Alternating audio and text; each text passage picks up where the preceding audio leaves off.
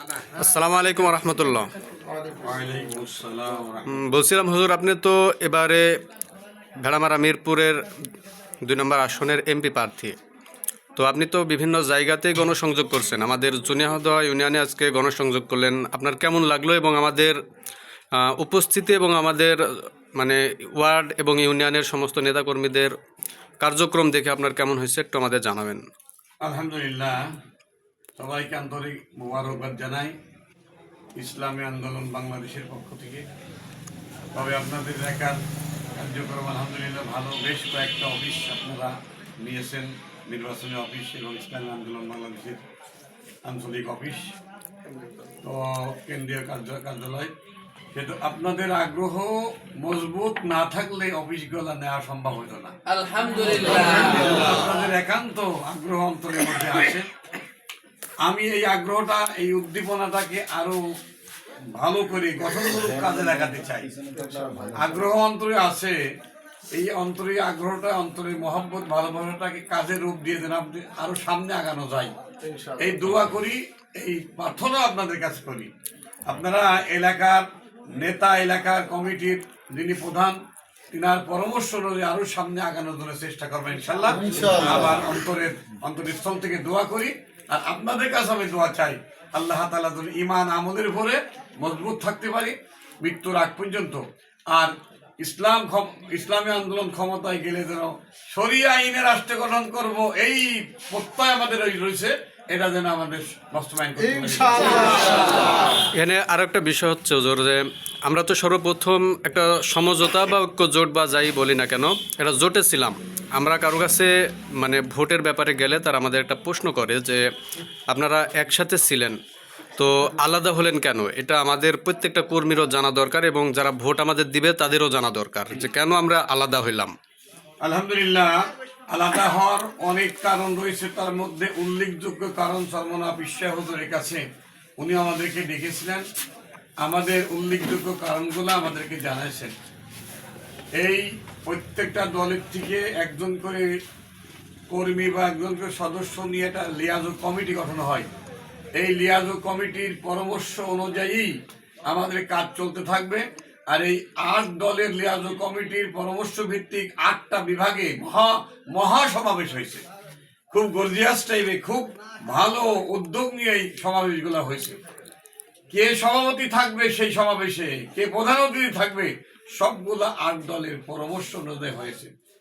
কিন্তু দুঃখজনক হলো সত্য, পরবর্তীতে ইসলামের একটা, আমাদের এই 8 দলের মধ্যে একটা বড় দল, এই বড় দল পরবর্তীতে এনসিবি, এলডিবি, এবি পার্টিকে তারা নিয়েছে, বাকি 7টা দলের কোনো পরামর্শ নাই।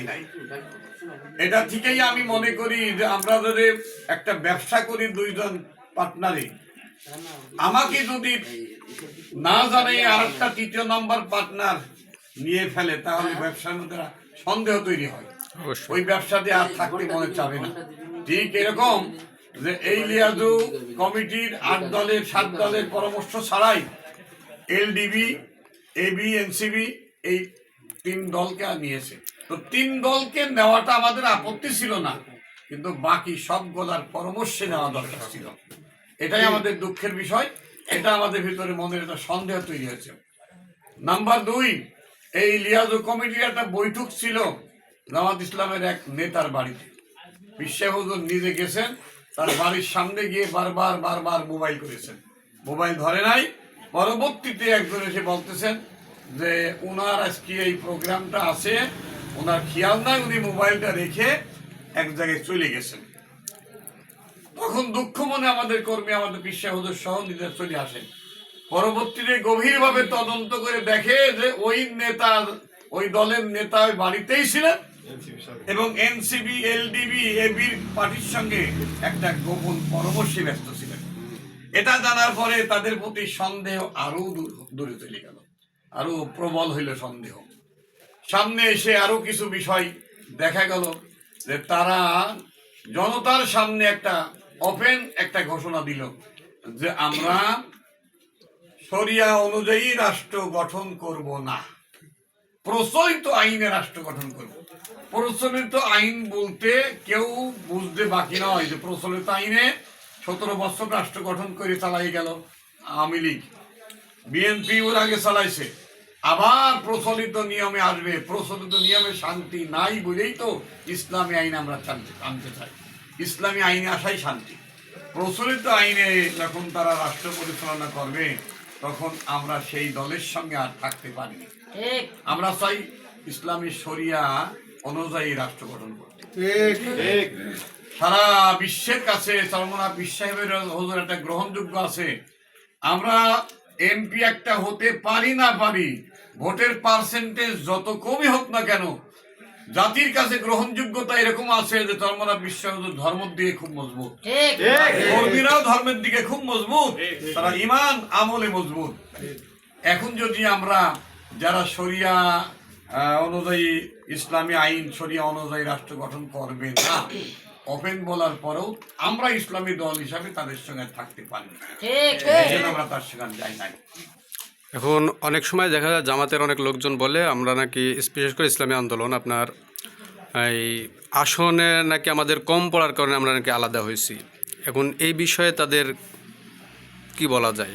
আসন কম পড়ার জন্য কোনো আলাদা না। সবসময় ফয়জুল করিম সাহেব বলছেন আসন কম বেশি কথা না, আমরা সমঝোতা করে যার যেখানে অবস্থান ভালো সে সেখানে আসনটা পাবে, তাতে কম হোক বেশি হোক এরকম কোনো কথা না। তবে ইসলামী আমাদের এই 8 দলের এক বড় দল, তিনারা আমাদের পিসা হুজুরের কাছ থেকে, আমাদের আমির নেতার কাছ থেকে, আমিরের কাছ থেকে সম্ভাব্য আসন, ভালো অবস্থানের আসনগুলোর তালিকা তারা নিয়েছিল। হুজুর সরল মনে চিন্তা করেছিল যে তালিকা তো দেবেই, কেন ভালো যার যেখানে তাকে সেখানে অবস্থান দিতে হবে। এই জন্য সে ভালো আসনগুলোর তালিকা দেওয়ার পরে ওনাকে বলছিল যে আপনাদের ভালো আসনগুলোর তালিকা আমরা একটু জানতে চাই, বলে এটা আমাদের গোপন বিষয়, এটা দেওয়া যাবে না। তারপরে দেখা গেল আমাদের কাছে সন্দেহ আরো বাড়লো। পরবর্তী সন্দেহের কাজটাও তারা এইভাবে করলো, আমাদের ভালো সম্ভাবীময় আসনগুলাতে এনসিবি ছেলেদেরকে প্রার্থী দিল। আমাদের কথাই 8 দলের পরামর্শবিদদের কাকে কোথায় দেব এটা দরকার ছিল।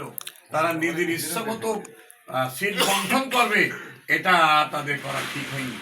সিট বন্টন নিজের ইচ্ছা মতো করবে কেন? 8 দলের পরামর্শে যার যেখানে ভালো তাকে সেখানে দেবে।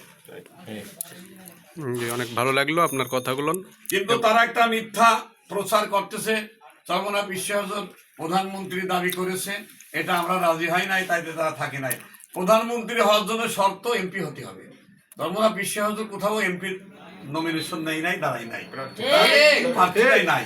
তাহলে সে প্রধানমন্ত্রী নেবে, এই কথাটা কত বড় মিথ্যা কথা, বানোয়াট মিথ্যা কথা। এই ধরনের মিথ্যার জন্য আমি তীব্র নিন্দা জানাই। আর একটা কথা, বর্তমান যুগে বিশ্ব হুজুর, নাইবে আমির এবং আমির উভয়ে ভাত খাচ্ছে কোথায় তাও মিডিয়ায় প্রকাশ হচ্ছে।